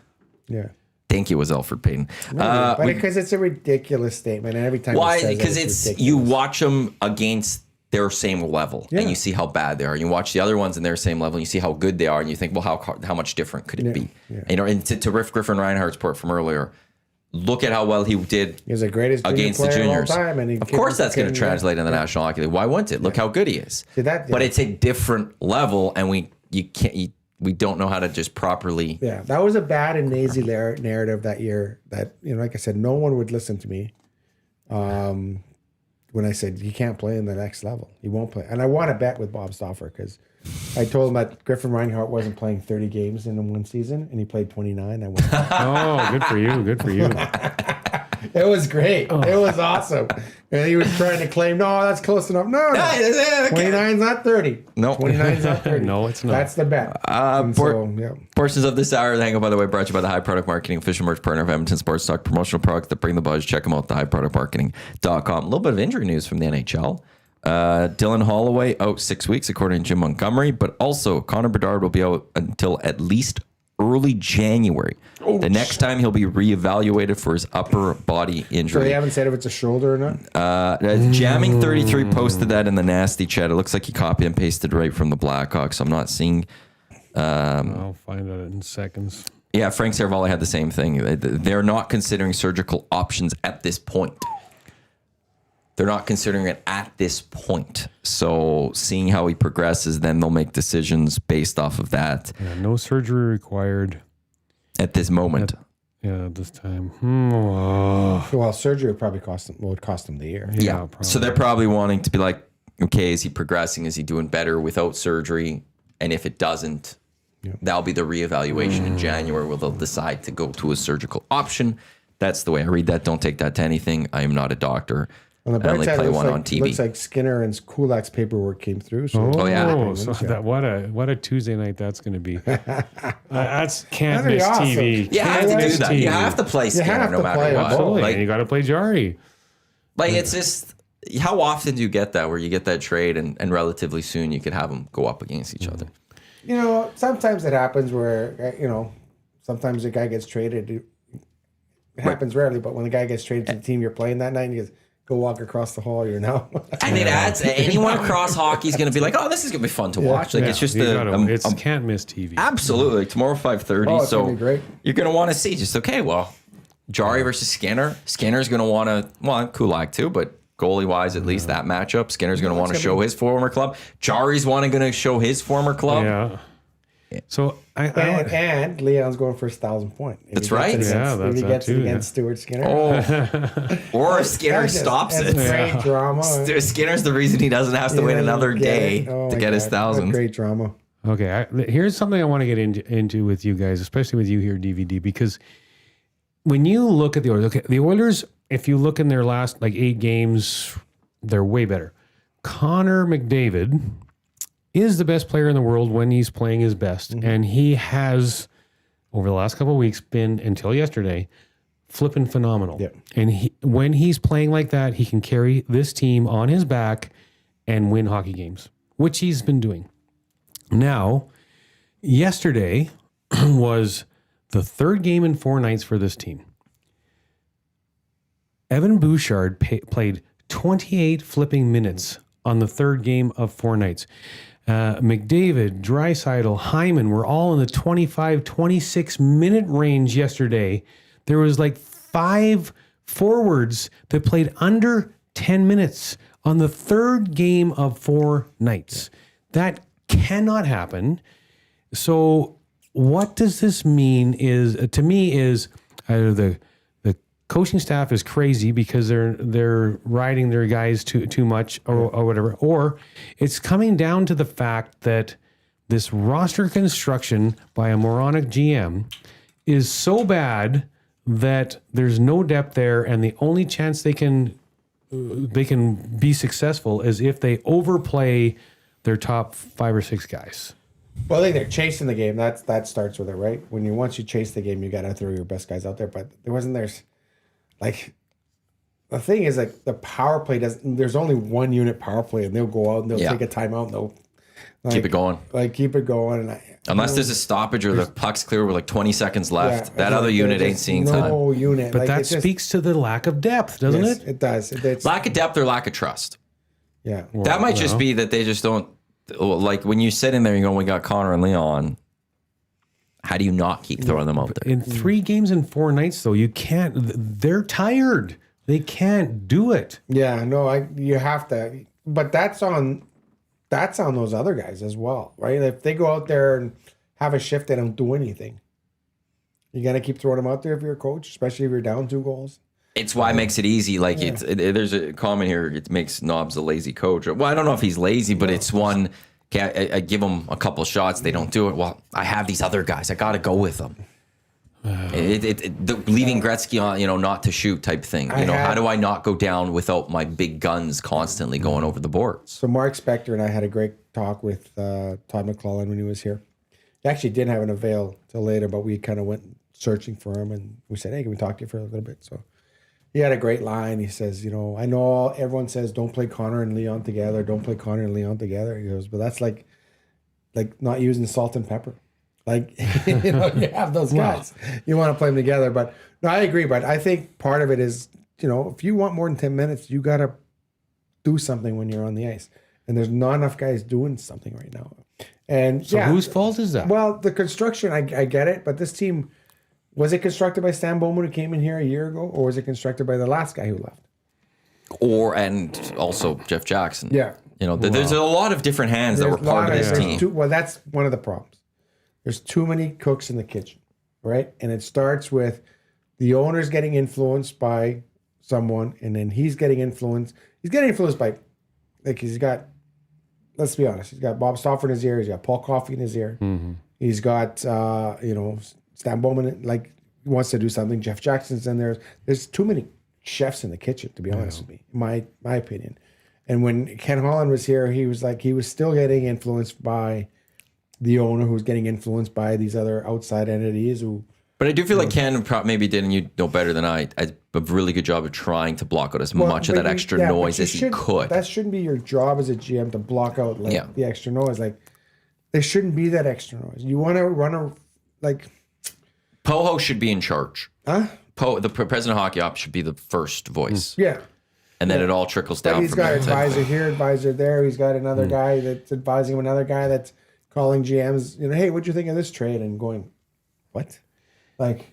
It's ridiculous how many hands are in the situation right now. It's getting really bad. The president of hockey operations was never involved in operating a hockey team before he got this job. He was a freaking agent. Oh, Jeff Jackson. Yeah. He's the CEO of the team too, or whatever his role is.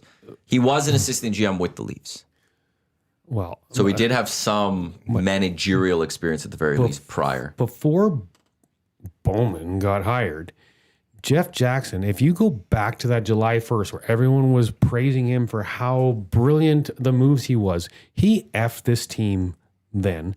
And then he brought in an incompetent GM that has done absolutely nothing positive since then. If you look at this roster today and compare it to their roster when they were in the Stanley Cup Finals a year ago and the Stanley Cup Finals in the year before that, it's not as good. The defense I'll have of them, though, is you're not paying Connor Brown what he got. You're not paying Corey Perry what he got. There's a couple of those guys. There's just, you're not doing that. Sure. Or we'd be sitting here today saying you're incompetent for having paid those guys, and this team is where it is today because you overpaid these guys. But what did they replace them with? That's a fair point. You got to replace them with cheaper guys. Yeah, I guess that's the cycle of your lower bottom six guys go out and you can't afford to pay these guys the bottom six wages.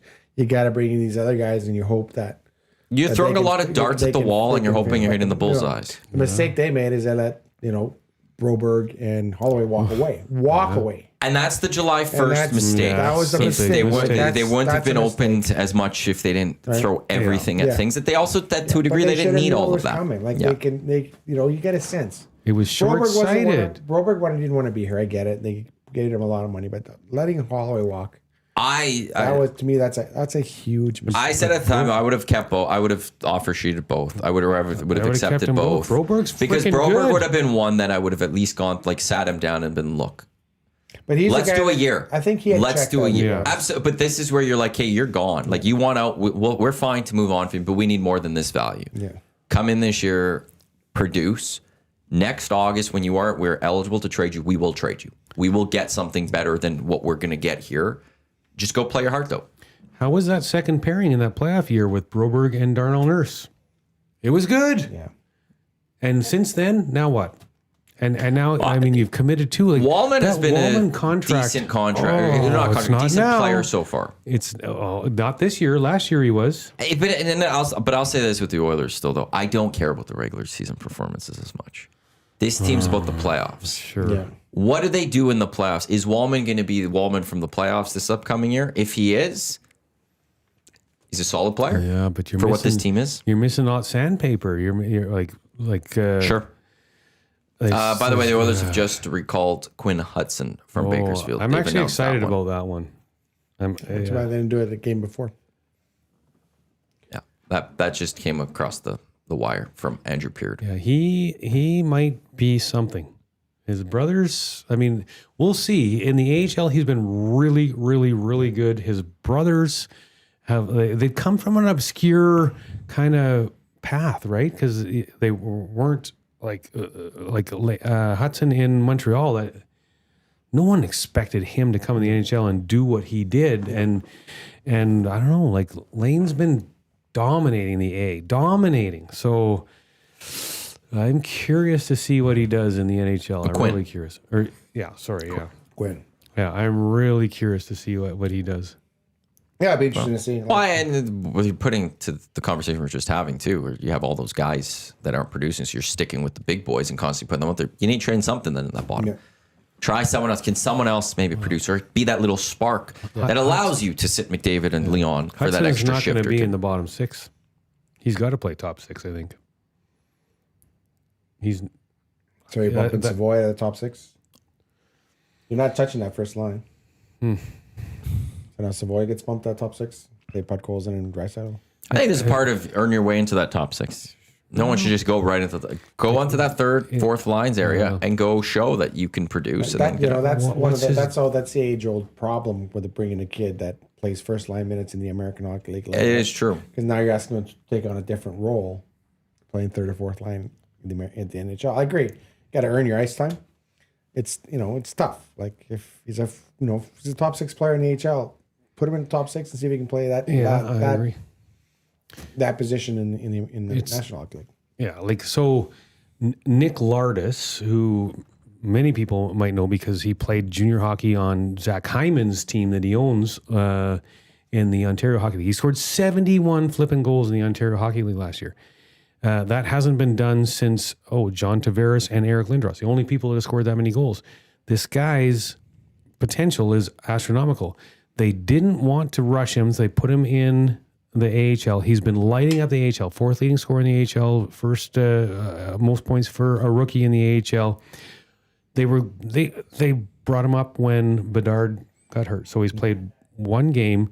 They immediately put him into the top 6. He was on the first power play unit. In game 1, he had 8 shot attempts, hit a crossbar, 5 hits. I mean, but they put him into the role where he fits. Yeah. And so if you're bringing up Hudson and putting him into, you can't put square pegs in round holes. You can't put him in the 4th line and expect him to go out and play a defensive game when that's not who he is. Put him in a position to succeed. Don't put him in a position to fail. No, I agree with that. I agree with that, but yeah. So, yeah, we'll see what happens. But I don't think the Oilers have a lot of depth in the American League right now. And it happens because you're trading away all your top picks to try and load up on your team right now. It catches up to you. Oh, it absolutely does. Unless you're the Vegas Golden Knights somehow. Yes. Hasn't caught up to them yet. But the day it catches up to them, they are screwed for a long time. Once that roster starts aging out, and you go, what did they get coming? When's the last exciting young player the Vegas Golden Knights have had? I think when you look at their history of the first round picks, it's I think pretty much all of them. Either the pick was traded or that player was traded, type thing. Or they trade for them. I mean, Jack Eichel, hello. But that's they're very good at also not having any sentimental value to their players. They don't. And if they think that's they time, run it as a business, if they think it's time to move on, that they've got the most out of you and they can get something younger and better, they do it. Yeah. And I gotta look that's at a very Savoy's NFL. line right That's the way It should be to a degree. Yeah.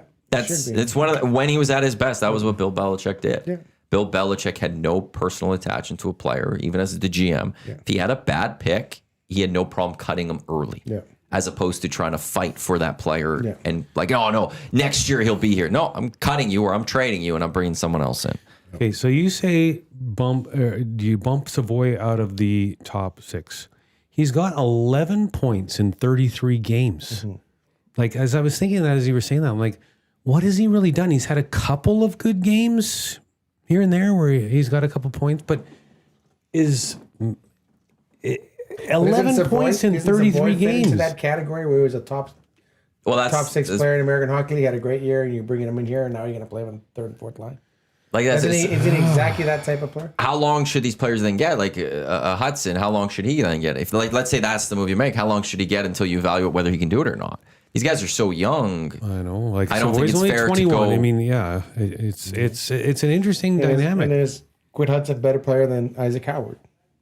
He wasn't. I forgot about Isaac Howard. I'm not gonna lie, to a degree, They chose to bring him up over Isaac Howard. So what's going on with that? Maybe they saw what Isaac Howard can do, and they wanted to see what this kid can do. And I would agree that's I think what's going on there. Yeah. Give him a look. They should, and Isaac's doing well down there too. I think it was an eye opener for a guy like Isaac Howard who wanted to go straight into the NHL. I think that was one of the problems with Tampa, wasn't going to guarantee an NHL spot.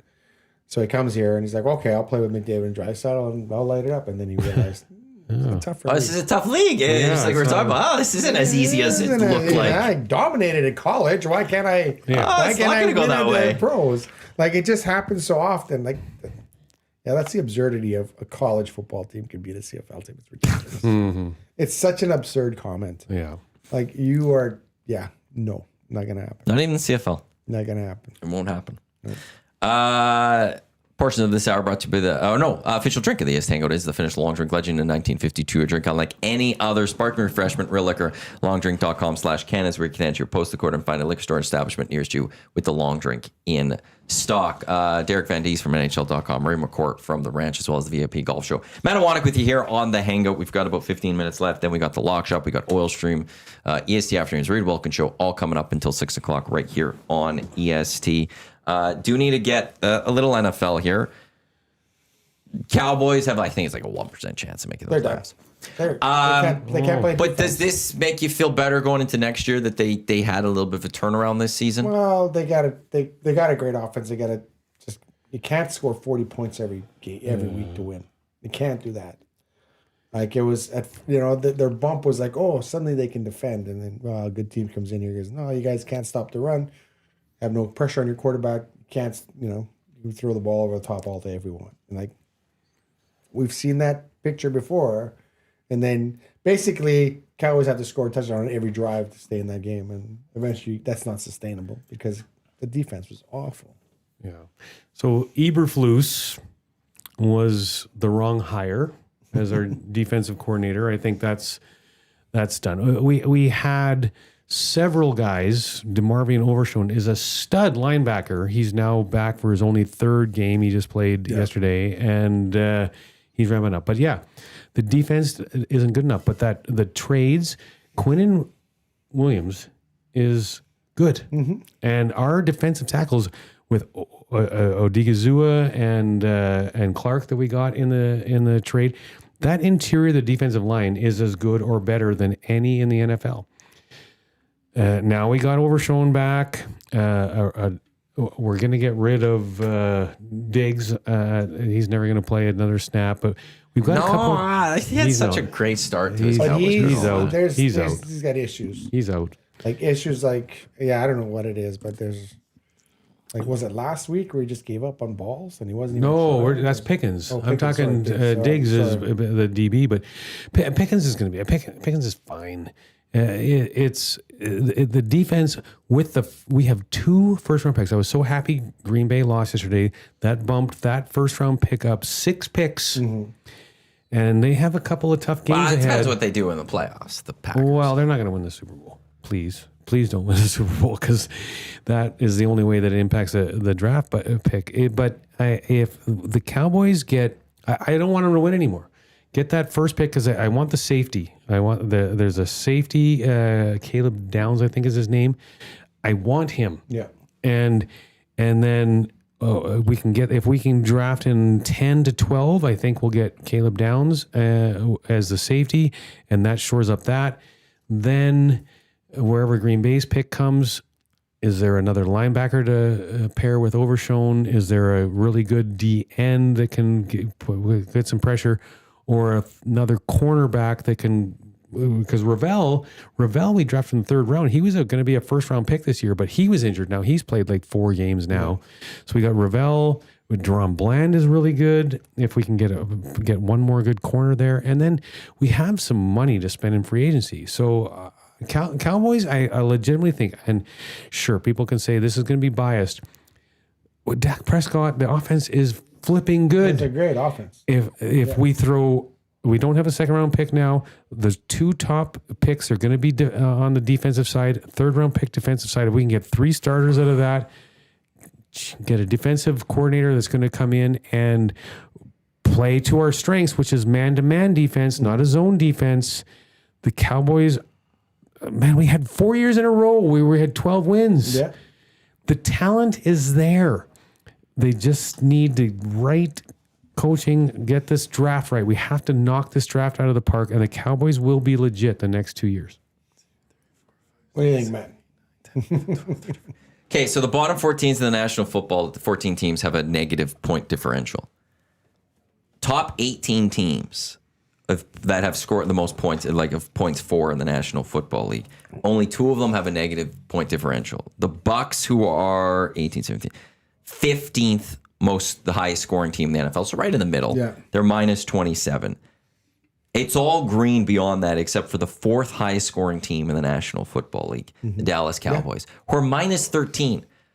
That's like when you just look at this chart, like it's so much green up here, but there's just this one red that sits there of the Cowboys of minus 13. Can't stop anyone. So 420 points allowed, but the 4th best scoring offense in the entire league. Yeah.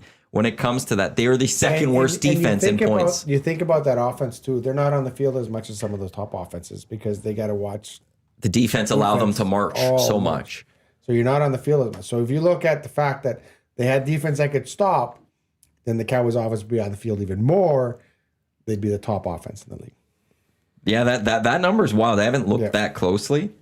Yeah, so that's been the issue. If you stop one more touchdown per game or something. Yeah. Where does that put the Cowboys this season or something? Exactly. Green Bay, they should have beat Green Bay that game that went into Absolutely. That's a game that they threw away. The first game of the year, we should have beat Philadelphia. Yeah, they threw that game away too. Yeah. So there's you go back to the schedule like, oh, there's a win there, there's a win there to be had, there's a win there.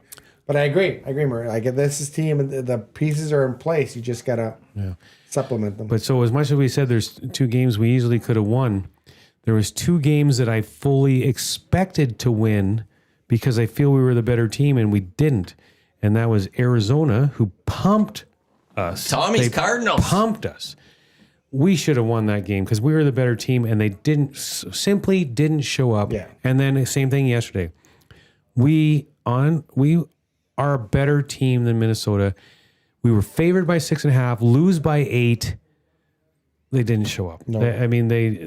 They just didn't do what they needed to do, and that sucks. So it's frustrating because they're better than that, but now I just want them to freaking lose and I want Caleb Downs. This season's over. It's a write-off now. Yeah. It's over. Well, it'd be fascinating to watch whether the Lions can get into the playoffs because they're sitting out. But the Packers are right there. Like, that's where the fight is. Yeah. Packers have a tough schedule, so please lose. So Packers have better, but Bears in Chicago. Bears next weekend, then Ravens, then Vikings. Yeah. They should beat the Vikings. Well, so they should beat Dallas the Ravens. Should have too. They should beat the Ravens as well. That's your team. I know, but the Support your team. But the Ravens aren't that good this season. Matty, if your Ravens do not beat Green Bay, you and I are going to have a discussion. I just fed you some very nice wine. You did.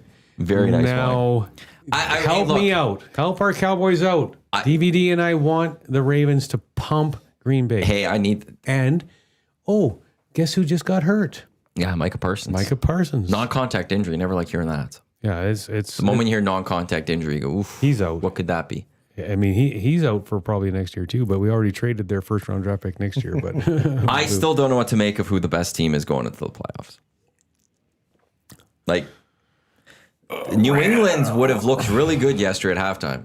Oh, I know. Here we go. Okay, New England is 21-0 or 21-0 at one point, 24-7 at half. Bills. What do you think? The Bills have found a way to win this season against the top teams that they need to win. 2 weeks in a row, they were getting pumped, and they came back. I mean, that's did it against the Ravens week 1. Yeah. There's still a really good chance that they won't win their division. That I think New England will, because what does New England have the rest of the way? I know they got the Ravens, then they get the Jets and the Dolphins. They should beat the Jets. Sure. pretty much should almost put them in that divisional spot. But I it's hard not to see that with the Chiefs now out, they were the thing stopping the Now Bills. It's wide open, yeah. Well, now it's there for the Bills. It feels like it's the Bills. It has to be their season. Yeah. Well, the door's open. You know, path is paved, and even the Ravens are falling off. Right? They've fallen off a lot. Why? But they're going to be the Packers. But the big thing will be it might come down to Ravens Steelers last game of the season. Winner gets the last playoff spot at 9-8 or whatever. Yeah. Oh, I need the but Dolphins to get a big win tonight. The Patriots, though, I mean, they're starting to make me think. I mean, that running back they drafted, and in the third freaking round, Trevion Henderson, he's a stud, man. He is good. Yeah, he helped me win fantasy this week when I wasn't supposed to. Well, I'm now into the final four somehow. did you see what? I'm playing tennis next week, it looks like. So do I. Yeah, I took down Dusty last week that he was so mad he rage deleted the app off his phone. Did Trevion? Did you see? I think it was a 65-yard touchdown run by Trevion Henderson. Did you see who his lead blocker was? That was actually blocking for him? Drake flippin' May. Like, that touchdown doesn't happen if Drake May didn't bust his butt down the field and block guys. And I'm like, wow, like, oh, that's making me turn the corner on the Patriots a little bit because I hate them because of all the cheating they did. But Yeah, I don't know still yet about this year, but next year there'll be a team for sure. Get them a little bit of playoff experience this year. Yeah. And then next year they're a team then I'd be worried about. I don't know if Play Alberta's updated MVP odds. Because at one point it was Drake May. Matt Stafford. MVP? Yeah. He's been that good. And there has right now Play Alberta has Matthew Stafford as the favorite to win the MVP at -345. Drake May second at 310, plus 310, and then Josh Allen's 390. So it's that three-way race right there to take it. Wow. Drake May has been that good this season. What would the odds of that been on Play Alberta at the beginning of the year? Yeah. It wouldn't have been Drake May anything like that. I can tell you that much. You would have got filthy MVP rich if you would have put odds, money on him. NFL start of the season. I wonder if I could find it. I don't think anyone would have projected this. This was according to ESPN, so it wasn't Play Alberta odds. Drake May was 50-1. To win the MVP So at that's the beginning plus- of the year, that's it? plus 5,000. That's it? I would have thought. That To win would the have been- MVP, that would have been 1, 2, 3, 4, 5, 6, 7, 8, 9, 10, 11, 12, 13, 14, 15, 16, 17, 18, 19, 20, 21, 21st best odds. They're just basically it's just quarterbacks. So he's the 21st best quarterback going into the season, basically, by these odds. They had Michael Penix Jr. ranked higher. Okay, well, okay, that says a lot. But my God, like nobody would have predicted New England to make the playoffs, let alone. Yeah, so you got plus. So if you put $100 down, you win $5,000. Man, I would have thought That's if what it you would have been. put $100 down on them, you would have won $500,000. I think ever since Leicester City won the Premier League title, people have been they very just- careful with their odds in some senses. Leicester City broke a lot of bank. Huh? Big game for Man U today, this afternoon.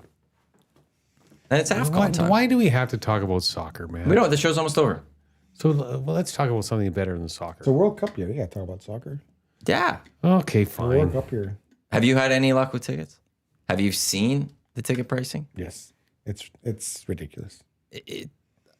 There's now a random draw that's open, and you submit your credit card, and you pick which one you want. That if you win the draw, they just automatically charge you. And then you have to And even if It's become this World Cup has disaster written all over it, to be honest. I was all looking forward to going to this World Cup in so many different ways, and now I'm just like, if I can get to one game, I'll be happy, and I'll just focus on Spain, Morocco, and They're talking Portugal, and about the other it, one. like in Europe, like why would I go? Why would I go to the US now? Oh, Just can't afford it. What is the price? What are the price of the tickets? Well, the cheapest ticket's about $500 That's pocket change to you, DVD. to me. to North America. These prices are for big events normal, to a degree. But it's not like that in Europe. No, there was I think I saw something about the Euro final a couple of years ago. It was like 82 euros to get in, and this one is like I think cheapest is 2,400. Jeez. Like it is. Somebody had the comparison of the 22 World Cup in Qatar versus this one, and there were games you can get in for as little as $11 for that one, and here you're getting in for as little. I think the cheapest ticket around is like a 60, but there are very few of those tickets. Bought a ticket for a friend in Qatar when I was in Qatar. And yeah, it didn't break the bank. I think it was like $55 or whatever. I was talking with someone who bought a bunch of tickets for Qatar World Cup, went out there, and they were saying everything they spent to Qatar would have paid for one premium like suite. Wow. Here at this World Cup. They got everything over there paid for. So my question is, how much does a ribeye steak cost in the grocery store in Europe? Because I might want to move to Europe if that's the way it is. Part of me wishes I was born in Europe. To agree to it just a little bit. Just a little bit. That's it for the Hangout presented by Sentinel Storage. DVD, Murray, thank you very much for coming in. Appreciate it. I don't know if I'll see either of you before Christmas. So Merry Christmas to you both. Yeah, happy holidays. I got to do some shopping. Yeah, just a week and at it, about man. 10 Get days at it. away or something. You're good. You're good. I work best under tight deadlines. You my would. gifts have been bought, wrapped, and under the tree for weeks. I wouldn't expect anything different from you, Murray. I'm that guy that's walking into a gas station on the 24th. Yeah. Buying a gift on card. my way to my sister's Good house. thing Jasmine's not here because she'd be very mad at you for that. Thank you to everyone for tuning into the EST Hangout presented by Sentinel Storage. We got Lock Shop coming up next. Huss, the Chiefs fan. We'll see how devastated he is that the Chiefs will miss the playoffs for the first time in many, many seasons. We got Oil Stream. We got EST Afternoons. We got the Reed Wilkins Show with Jay Mill until 6 o'clock right here in Edmonton Sports Talk. Your clear choice for Edmonton Sports presented by Playa Alberta. On behalf of DVD Murray, I'm Matt. Thank you very much again for tuning into the Hangout. Lock Shop coming up in a few minutes. Don't go anywhere. Look at this. Let's go. There you go, right in front of the camera. First time guest, long time listener, fan of the original draft commissioner. Welcome to the EST Hangout presented by White Claw Hard Seltzer. The difference is clear. Matt Iwanyk, Tom Zola with here, joining us today.